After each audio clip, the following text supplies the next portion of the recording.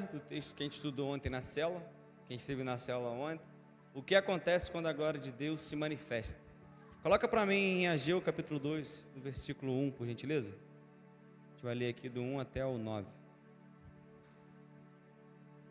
Glória a Deus, Pai.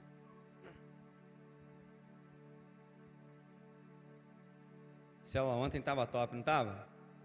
Tinha muita gente na célula ontem, gente? Amém? Glória a Deus. Ageu, capítulo 2, versículo 1. No segundo ano do rei Dário, no 21º dia do 7º mês, a palavra do Senhor veio por intermédio do profeta Ageu. Fala agora ao governador de Judá, Zorobabel, filho de Sealtiel, e ao sumo sacerdote Josué, filho de Josadaque, e ao restante do povo. Dentre vós, os sobreviventes, quem viu esse templo na sua primeira glória? E agora, como os veem? Não é como se nada fosse aos vossos olhos. Aos vossos olhos? Esforça-te, Zorobabel, diz o Senhor. Esforça-te, sumo sacerdote Josué, filho de Josadaque. Esforça-te, todo o povo da terra, diz o Senhor, e trabalhai, porque eu estou convosco, diz o Senhor dos exércitos. Próximo. Esta é a aliança que fiz convosco, quando saíste do Egito. O meu espírito habita no meio de vós. Não temais, pois assim diz o Senhor dos exércitos: em pouco tempo farei tremer os céus e a terra, o mar e a terra seca. Farei tremer todas as nações, as coisas preciosas de todas as nações serão trazidas, e encherei esse templo de glória, diz o Senhor dos exércitos. A prata e o ouro pertencem a mim, diz o Senhor dos exércitos. A glória desse novo templo será maior que a do primeiro, diz o Senhor dos exércitos. E estabelecerei a paz neste lugar, diz o Senhor dos exércitos. Amém? Aqui, Ageu está falando sobre o antigo templo, que quando o povo de Israel foi para o cativeiro, ficaram lá 70 anos, esse templo foi destruído. E quando Ageu está falando ali, que ele faz a pergunta no versículo 3, né? Deve haver alguém aqui que viu o templo quando ele ainda era belo, mas veja como está agora. Não lhes parece que não vale nada mesmo? Eu vejo que Deus estava perguntando ali para aquele povo: tem alguém aqui que chegou a ver o primeiro templo? Porque o primeiro templo, quando você vai estudar um pouquinho, que você começa a ver o primeiro templo ali, quando Salomão, ele faz o templo, a glória do Senhor, quando enche, foi tão grande naquele lugar, que os sacerdotes não conseguiam entrar no templo, de tanta glória que tinha. E no final desse trecho que a gente leu aqui, ele fala que a glória dessa segunda casa que está sendo construída vai ser maior que a primeira. Cara, você imagina a presença de Deus tomada de tal ponto que as pessoas não conseguiam entrar, de tanta glória, e Deus está afirmando que a glória daquele tempo será maior do que a primeira. Sabe, querido? Eu vejo que ele fala muito sobre isso, que quando o sobrenatural de Deus manifesta, ele transforma a vida. Sabe? Quantas pessoas foram transformadas pela glória de Deus? Quando a palavra fala que aonde habitou o pecado, superabundou a bênção de Deus, a glória, a graça, obrigado. Ele está falando que aquele templo antigo que você era, que você fez tantas coisas ruins, você pecou, que você deixou se levar pelo pecado, ele está falando para você que agora você é um templo dele, e agora o que está em você vai ser muito maior do que já esteve antes. Uau, isso é muito tremendo, querido, é muito lindo. Aqui ele faz essa pergunta e ele está nos revelando que a glória de Deus, ela pode ir embora. Porque quando ele está falando ali sobre o templo que estava largado, ele fala assim: olha só, como que está hoje? Parece que nunca existiu nada aqui. Sabe, aquele templo largado. Quando você vai num lugar, um galpão, era tipo assim, era uma empresa ou era alguma coisa assim bonita e de repente fica largada, fica no tempo, cheio de poeira, sujo, ninguém cuida. É a nossa vida quando a gente se afasta de Deus, porque sim, a glória de Deus ela pode se afastar. E quem é o culpado quando a glória de Deus se afasta? Nós mesmos. Nós somos os culpados. E isso nós temos que tomar cuidado, porque quando a glória ela se vai, a gente só vai entrando em ruína. Você vê que a pessoa quando ela tá na igreja, ela está seguindo ali os mandamentos, e de repente ela decide não continuar mais, cara, é triste. Você vê como a vida dela vai caindo, aos poucos ela vai caindo, ela vai esfriando. Quando você vai ver, ela já não quer mais estar na casa do Cordeiro, ela não quer mais ter envolvimento com a igreja, ela não quer mais falar com o cristão. Você envia uma mensagem, você fala algo para ela, ela sente que você está cobrando. Às vezes você está com uma boa intenção, mas não, está me cobrando porque eu fui da igreja. E ela começa a se fechar, e ali dentro daquele templo, começa a ficar como? Em ruínas. Pessoas entrando em depressão, pessoas tendo doenças por causa do emocional, e isso só vai piorando, só piorando. E Ageu foi o profeta levantado por Deus para profetizar a restauração do templo. E hoje eu creio que Deus me colocou aqui, se deseja de ministrar a palavra, de estar aqui para falar para você que Deus vai restaurar o templo. Deus vai restaurar a nossa vida. Não é porque a gente está na igreja, que a gente participa de ministério, que a gente não precisa de restauração. Nós precisamos de dia após dia de uma restauração, de uma manutenção, sabe? Nós somos um templo, é igual uma casa. Já viu quando você começa a arrumar uma casa? Você começa pelo quarto, você não arruma tudo numa vezada só. Você começa no quarto, vai para a cozinha, você vai cômodo a cômodo. E às vezes quando a pessoa tem criança, quando chega no segundo cômodo, o primeiro já está bagunçado. Eu não tenho filho ainda, mas eu creio que deve ser assim, né? Porque lá em casa a gente não tem filho, mas tem um cachorro. Rapaz, se der um mole, você acabou de limpar, já está ali sujo de pelo, não tem jeito. Então, eu vejo que a nossa vida espiritual é da mesma forma. Nós temos os nossos cômodos dentro da gente, e nós temos que reformá-los dia após dia, nós temos que cuidar disso todos os dias, nós temos que trazer a glória de Deus todos os dias, e dar essa manutenção. Você entra aqui na igreja, você vê a igreja limpa, ela não se limpou sozinha, alguém esteve aqui limpando. Assim é a nossa vida, nós temos que nos limpar todos os dias, né? Várias vezes foi ministrado aqui no altar onde fala sobre a bacia de bronze, onde os sacerdotes eles se lavavam ali, quando eles iam entrar no templo. Cara, o que significa? Que nós precisamos nos lavar dia após dia, todos os dias nós precisamos nos limpar. Mas Fran, como é que a gente pode fazer para se limpar? Como é que a gente pode fazer para a gente nos organizar? Primeiro passo, cara, arrependimento. Nós temos que nos arrepender dia após dia daquilo que a gente faz, porque nós somos pecadores, e a gente, sem perceber, a gente peca. É no olhar, no falar, no sentir, no tocar. Cara, as oportunidades para pecar estão ali, muito grandes. E a gente vigiando, às vezes a gente cai em alguma cilada. Mas não é o fim, porque Deus, Ele é misericordioso e nós estamos no tempo da graça. Nós precisamos, dia após dia, exercer essa graça com arrependimento. Não é porque a graça está ali que foi de graça. Não, ela teve um preço. O preço de cruz, o preço de morte, de sofrimento, de sangue. E nós precisamos nos lavar dia após dia com esse sangue. Amém? Aqui está citando 3 pontos como a glória de Deus se vai. Uma pergunta, como que ela se vai? Primeiro, distração. A distração hoje é algo que o inimigo tem usado muito em nossas vidas. Nós nos distraímos com facilidade de muitas coisas, sabe? Entretenimento, rede social, trabalho. Cara, trabalho. Mas como que eu estou me distraindo na presença de Deus e trabalho? Às vezes, por causa da nossa necessidade financeira, a gente acaba atropelando os princípios para poder conseguir dinheiro para pagar as contas. Cara, a gente fala que Deus é o Deus de vitória, nós falamos que Deus é o Deus dos exércitos, né? Senhor dos exércitos. Mas como a gente começa a buscar a parte financeira, não estou falando que é errado, gente, não é pecado isso. Mas quando você começa a adquirir muita parte financeira, muitas das vezes a gente esquece de Deus.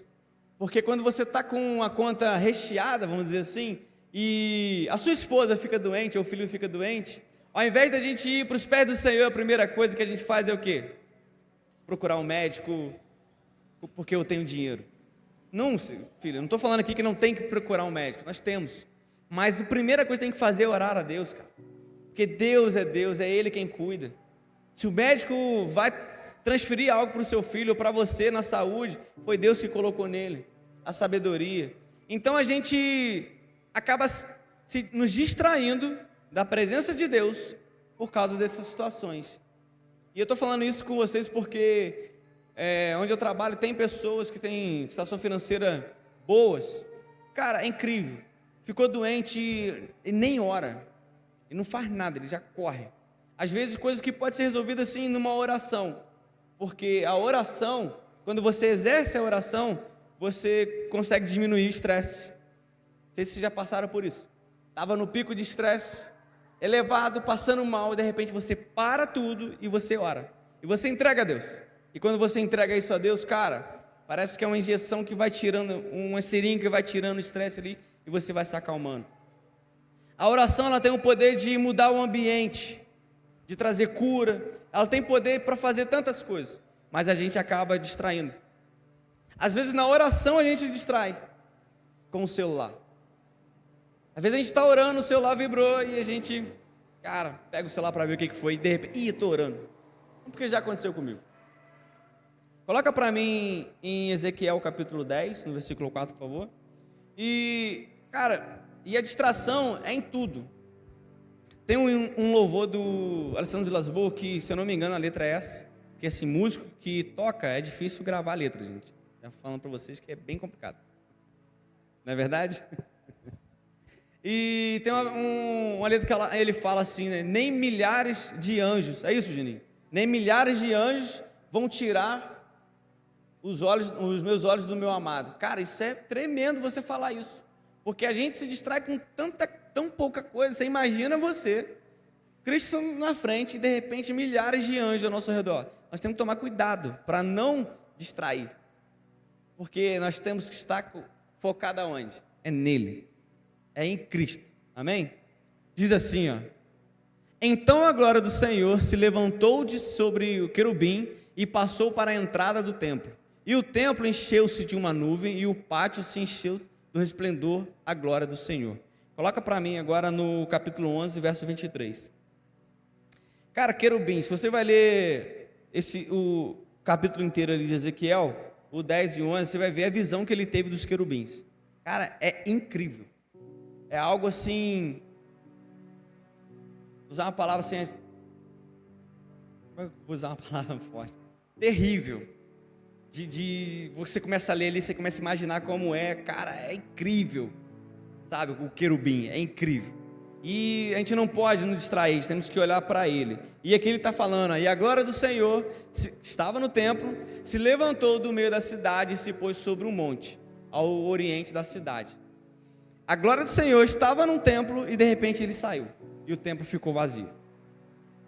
E o templo ficou vazio, tão vazio, e as pessoas, por causa da rotina e da distração, a pessoa não observou. Nem os sacerdotes que estavam lá observaram que a Arca da Aliança, ela estava vazia. Deus já não estava ali. Cara, por causa da distração, eles perderam o melhor que podia ter, que é a presença de Deus. E eu pergunto para você agora refletir. E você, querido? E a glória de Deus está na sua vida? Você consegue poupar? Você consegue sentir? Ou você deixou ela aí? Cara, é tremendo.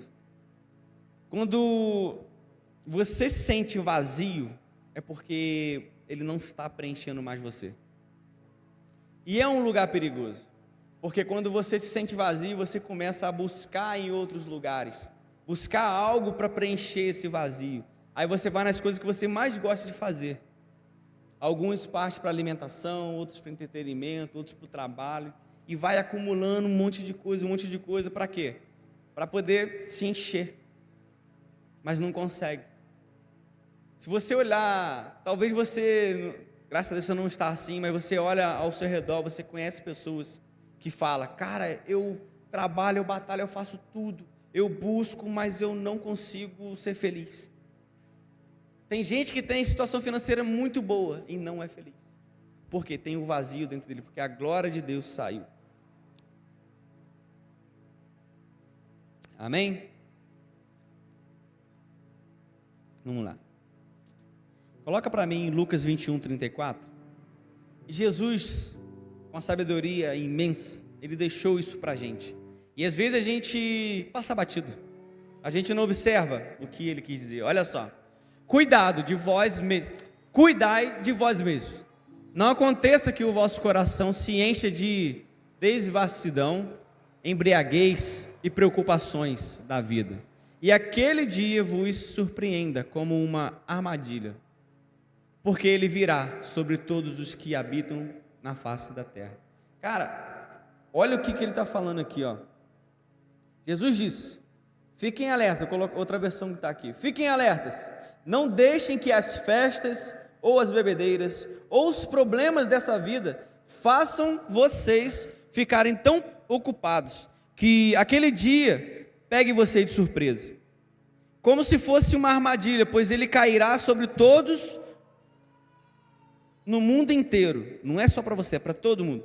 Portanto, no 36, fiquem vigiando e orem sempre, a fim de poderem escapar de tudo que vai acontecer e poderem estar de pé na presença do Filho do Homem quando ele vier. Cara, isso aconteceu lá no Antigo Testamento com Noé. As pessoas estavam tão no entretenimento, tão desfocadas daquilo que Deus já tinha mostrado para eles, que quando Noé começou a falar sobre a arca de Noé, sobre a arca que ele estava fazendo, para que ia vir um dilúvio, que ia vir a chuva, as pessoas zombaram dele, as pessoas não acreditaram e não seguiram ele. E dentro da casa de Deus, às vezes a gente está fazendo isso sem perceber, por causa das distrações. O pastor fala assim, filhos, vamos orar. Ninguém ora. Coloca no grupo, vamos interceder por alguém. Poucos se levantam, poucos oram. Vamos orar na sexta-feira, poucos vêm. Vamos fazer isso. Cara, tanta coisa para a gente fazer para o reino e às vezes a gente não faz. Por quê? Porque nós estamos envolvidos com outras coisas. E para que a glória de Deus ela venha, que ela permaneça, precisamos priorizar a Ele. Não é colocar Deus em segundo lugar, porque Deus não é um Deus de segundo lugar, querido. Deus é um Deus de primeiro lugar. Ele tem que ser o primeiro lugar na minha vida. Tudo que eu tenho que fazer, que eu vou fazer, eu tenho que colocar Deus em primeiro lugar. Uma das coisas que a gente cai na murmuração, porque às vezes a gente quer comprar um carro, por exemplo. A gente vai lá, nos esforça, não ora a Deus, não fala com Deus, não pergunta a Deus e compra. E o carro começa a dar um monte de problema, e você começa a reclamar com Deus, que Deus te deu um carro que está te trazendo problema. Mas peraí, eu não pedi a Deus. Isso acontece não só com carro, com tantas coisas. Muitas coisas. Estão entendendo, queridos? Segundo tópico, quando deixamos ele para o segundo lugar. Acabou que eu adiantei um pouquinho. Quando a gente começa a buscar para nós mesmos as coisas, a gente começa a colocar Deus em segundo lugar. Começa a querer só o meu, só o eu que tenho que fazer, sou eu. Cara, esquece isso. Deus, Ele está mostrando para você que se você quiser apenas viver para si mesmo, Ele não vai viver contigo. Porque Ele quer que você viva para Ele. Porque tudo é para Ele. Jesus morreu por você.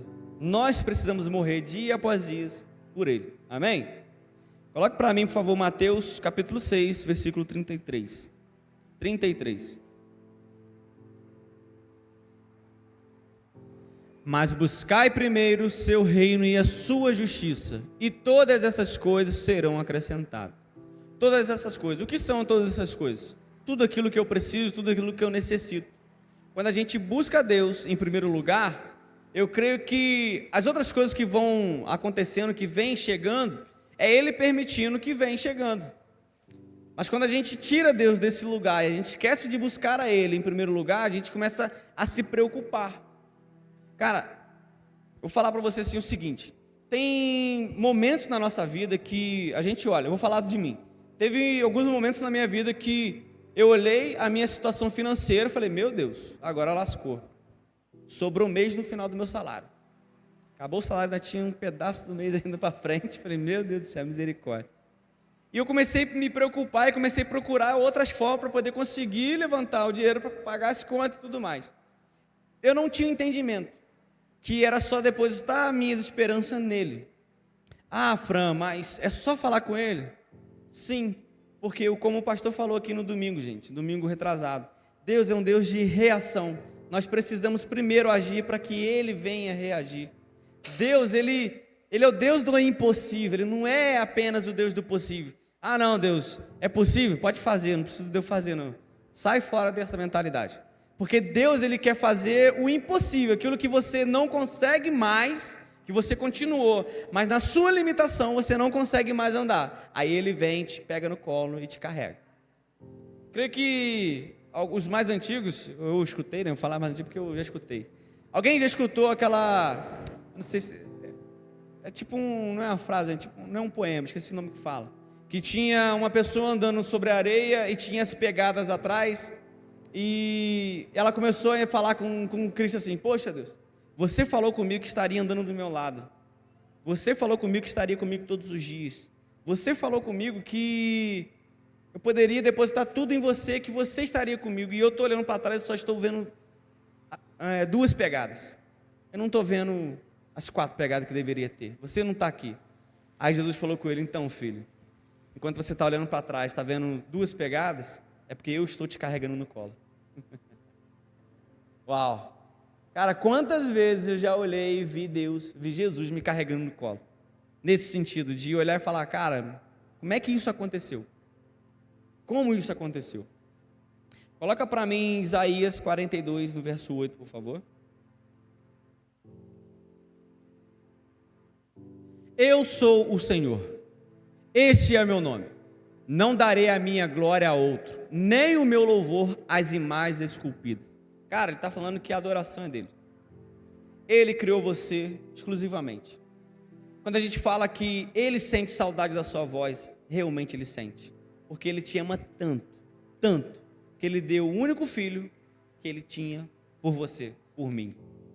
Cara, um único filho. Olha para você, você daria o seu filho por alguém que você não conhece?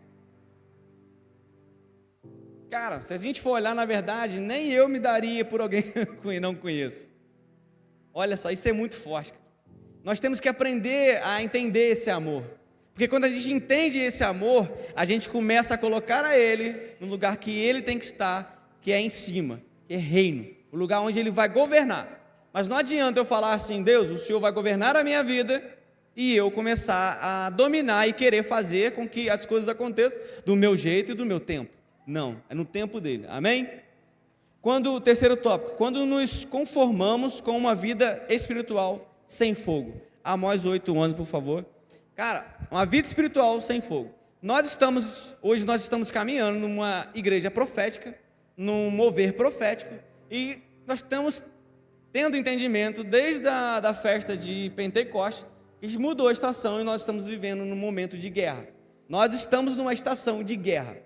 E como você vai guerrear se você não tem armas? Cara, nós precisamos desse fogo. Uma vida espiritual sem fogo é uma vida vazia, mas é uma vida espiritual gelada, fria, onde você entra na igreja, você não sente nada, você não sente um arrepio, você não sente a presença de Deus, não é algo palpável, você se sente fraco e você sai frustrado. Fala, caramba Deus, eu fui lá na sua casa e não senti nada, mas espera aí, como é que está a minha vida até a chegada na igreja? Como que foi a minha semana, como foi o meu dia, como é meu tratamento dentro de casa com a minha família? Diz assim, ó, dias virão, diz o Senhor Deus, em que enviarei fome sobre a terra, não fome de pão, nem sede de água, mas de ouvir as palavras do Senhor. Cara, isso é muito forte. Ele está falando que ele vai enviar fome, mas não fome de comida, e nem sede de água, mas dele. Cara, hoje nós estamos vivendo numa nação onde você olha que existe fome. Existe um vazio tão grande que as pessoas estão com fome e não sabem aonde comer. Deus, Ele está querendo falar com você que é Ele quem vai prover. É Ele quem vai colocar você. Você precisa se alimentar dEle. Nós precisamos beber da água viva. É dEle.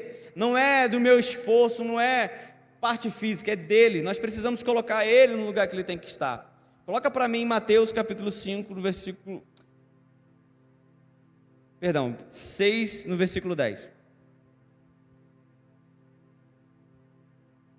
Mateus capítulo 6, no verso 10.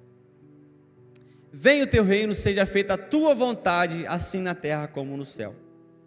Para a gente colocar Deus nesse lugar e a gente pedir a Ele que a gente consiga nos alimentar dEle, nós precisamos colocar Ele nisso aqui, ó. Venha o teu reino, seja feita a sua vontade. Cara, mas como assim seja feita a sua vontade? Mas e a minha vontade, onde é que fica? E o meu desejo? Não, e o meu sonho? Cara, e aquilo que eu planejei? Está tudo nele, querido. Quem anda mais perto da gente sabe do nosso, eu e da minha esposa, sabe do nosso sonho. Ainda não se concretizou. E nem por isso eu vou abandonar a fé. E nem por isso eu vou parar de caminhar.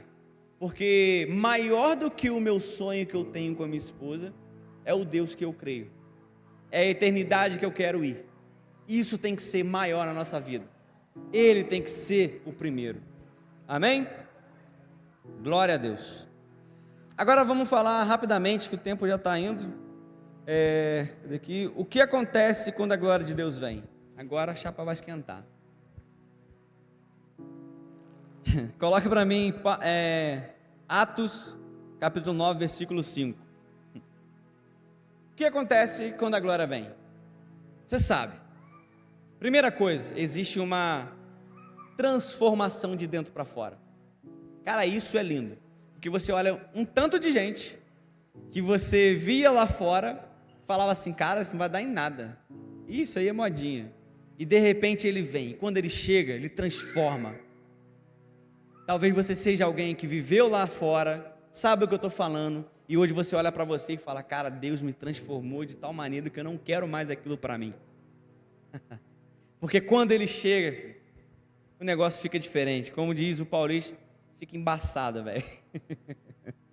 Amém? Diz assim, ó. Ele perguntou, quem és tu? Paulo aqui, ó. Quem és tu, Senhor? O Senhor respondeu, eu sou Jesus, a quem persegue. Aí você começa a ler a história de Paulo. Ele era Saulo, né? Ele era um perseguidor, ele era um cara que perseguia cristãos, todo mundo aqui sabe, a gente estudou o livro de Atos. Mas quando a glória de Deus veio, e ele entendeu que era ele, cara, mudou. O cara mudou a estação. Ele transformou de tal maneira que ele se deixou, né, se transformar de tal maneira, lá na frente que ele fala, sejam meus imitadores, assim como eu sou de Cristo. Cara, olha o lugar que ele chegou, de falar assim, olha para mim, me imitem, porque vocês vão imitar Cristo, porque eu sou imitador de Cristo. Meu Deus do céu. E você, filho, já foi transformado por ele? Quantos aqui já foi transformado por ele? Meu Deus. Todos nós somos transformados por ele. Amém? Dá força para suportar o sofrimento. Meu Pai. 2 Coríntios 12, capítulo 12, versículo 8 e 9. Vai nos mostrar que por nossa força somos vencidos pelo cansaço, tristeza e desânimo. Mas a palavra diz, ó, pedi ao Senhor 3 vezes que o tirasse de mim. Mas ele me disse, a minha graça te é suficiente, pois o meu poder se aperfeiçoa na sua fraqueza. Por isso, de muita boa vontade, me gloriarei nas minhas fraquezas, a fim de que o poder de Cristo repouse sobre mim. Cara, quantos aqui estavam no momento de fraqueza, de não ter ânimo, de falar assim, meu Deus, não dá mais, não cansei, não consigo, e de repente vem algo dentro de você, que te dá uma força tão sobrenatural, que você consegue se levantar e prosseguir, e romper, e ir muito mais além do que você imaginou. Cara, eu sou assim, várias vezes na minha vida eu passei por isso. No meu trabalho então teve momentos de que eu olhei assim para mim e falei assim, meu Deus, já era, vou ser desligado porque está tendo muita pressão, algumas coisas estavam acontecendo lá e eu estava mostrando que não estava certo e quem estava andando errado começaram a fazer de tudo para me desligar, não só eu, mas também outros colaboradores, e de repente veio essa força sobrenatural sobre mim e falou assim, cara, não tem a ver com você, você está ali por um propósito, você está ali porque você tem que estar ali. Aí eu comecei a entender que quando Paulo fala que na minha fraqueza ele traz a força, é porque quando você está na sua fraqueza, você não tenta mais com as suas forças, você entrega para ele, aí você deixa ele fazer. Só que quando a gente tem um pouquinho de força, a gente quer fazer o quê? Não, eu vou ajudar Deus e vamos lá que eu vou conseguir. Aí você estraga tudo, porque é na fraqueza que a graça vem e te levanta. Amém? Uau. Terceiro, abala as estruturas para alcançarmos coisas novas. Hebreus 12, 26 e o 27. Ele abala as estruturas para alcançarmos coisas novas. A sua voz abalou então a terra, mas agora ele prometeu, dizendo, ainda uma vez abalarei não só a terra, mas também o céu. Ora, estas palavras ainda uma vez apontam para a remoção de coisas que podem ser abaladas, ou seja, as coisas criadas para que permaneçam as inabaláveis. Ele vai arrancar sua autossuficiência, arrancar coisas e pessoas que você acreditava ser dependente. Cara, falar para vocês quantas vezes você achava que você só estava prosseguindo porque tinha alguém que estava cuidando de você, ou você só está prosseguindo porque você confia na sua força. E Deus, quando Ele quer falar com você, quando Ele quer te usar, quando Ele quer transformar a sua vida, Ele abala tudo. Cara, Ele queria transformar a vida de Saulo. A glória veio tão forte que Saulo ficou cego. Ele abalou a estrutura de Saulo. Você vai vendo ali, ele abalou tantas outras estruturas de tantas pessoas que foram transformadas. Mas a gente só consegue viver algo novo quando a gente entende isso. E se você não entender que Deus está te chamando para esse lugar, eu vou te falar que Deus vai abalar as suas estruturas. Deus vai abalar pessoas ao seu redor. Ele vai te chamar a atenção de alguma forma, porque Ele te ama tanto que Ele te quer por aqui por perto. Ele quer estar com você perto. E quando a glória dele vir, vai transformar de tal maneira. Vem, e vem. Talvez ele já veio. E agora nós precisamos permanecer nessa transformação. Ontem na célula eu fiz uma dinâmica bem rápida. Eu peguei o celular de algumas pessoas e falei assim, cara, esse celular aqui, quantos acreditam que esse celular pode voar? Se eu jogar ele para o alto, ele vai voar? Não vai voar. Se eu jogar para o daqui lá, ele vai flutuar? Não vai. Eu perguntei, alguém pode me prestar o celular para eu jogar e fazer esse teste? Mas ninguém acreditou na minha palavra que ele ia voar. Ninguém me prestou o celular, acredita? Eu falei, meu Deus do céu, então eu vou pegar o meu e vou jogar. Não vou. Aí eu falei assim, olha que incrível. Eu pedi o celular emprestado e falei que ia jogar. E ninguém falou, não joga, não deixa jogar. Eu falei, por quê? Porque é algo que tem valor. É algo que eu dei valor. É algo que me custou, cara. Então eu cuido disso daqui. Eu cuido. Todos nós cuidamos do celular. Quando ele cai, gente, é uma dor no peito, né? Fala assim, meu Deus do céu, vou ter que gastar dinheiro para comprar outro celular e nem tem. Ainda dá tempo de você colocar o pezinho para ele amortecer a queda. E olhando isso, eu falei, cara, e Deus? E a presença de Deus? Será que a gente tem esse zelo de cuidar dessa forma? Que nem celular, né? Você compra, a primeira coisa que você faz, compra a capinha, porque se cair não vai quebrar. E Deus, cara? Será que eu tenho me alimentado de Deus, tenho colocado Deus na minha vida, cuidado da presença? Será que eu tenho cuidado, limpado o meu templo, que é dele, todos os dias? Será que você, olha para você hoje, olha para dentro de si e fala assim, será que eu estou realmente colocando ele no lugar onde eu deveria? Estou cuidando dele? Porque ele sente saudade de você. Ele sente saudade. E ele quer ter um relacionamento com você tão forte que a glória dele vai brilhar tanto na sua vida que as pessoas vão olhar para você e vão ver que você é diferente. Você não precisa falar que é crente. As pessoas só no seu andar vão falar: cara, esse cara é diferente, essa mulher é diferente. Porque eu estou zelando pela palavra, eu estou zelando pela presença. Nós precisamos zelar pela presença. O louvor pode subir. Nós precisamos zelar por essa presença. Deus trouxe você hoje ao lugar de adoração para revelar o poder e a glória dele. Deus nos chamou para fazer isso. E nós somos uma igreja profética. E eu sei que todos nós temos problemas todos os dias. Todos nós temos dificuldades todos os dias. E nós vivemos numa igreja profética, amém? Nós precisamos viver o profético de Deus. Nós precisamos viver o que Deus tem para nós da melhor forma. Como o Veltinho falou, nós precisamos ter o melhor nessa terra. E o melhor não é só a parte financeira. O melhor é tudo. É tudo. Eu queria pedir algo para vocês. Nós hoje, quando o louvor começar a ministrar aqui, eu queria que vocês procurassem assim, homem com mulher, e vai profetizar na vida dele hoje.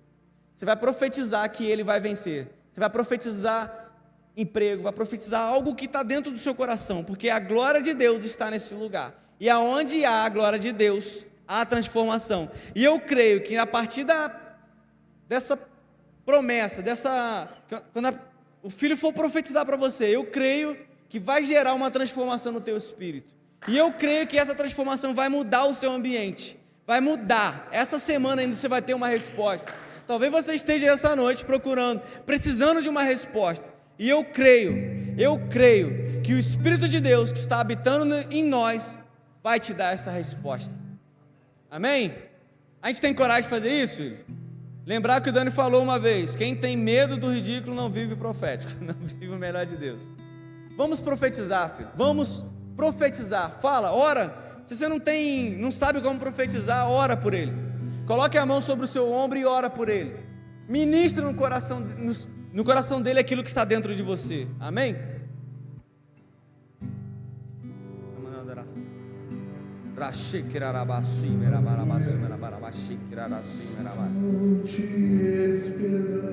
Hoje é o tempo de mudança, filho. Hoje é o tempo de restauração. Eu já fechei a restauração. Porta, pode vir. Ambiente profético, adoração. Estou te esperando pra fazer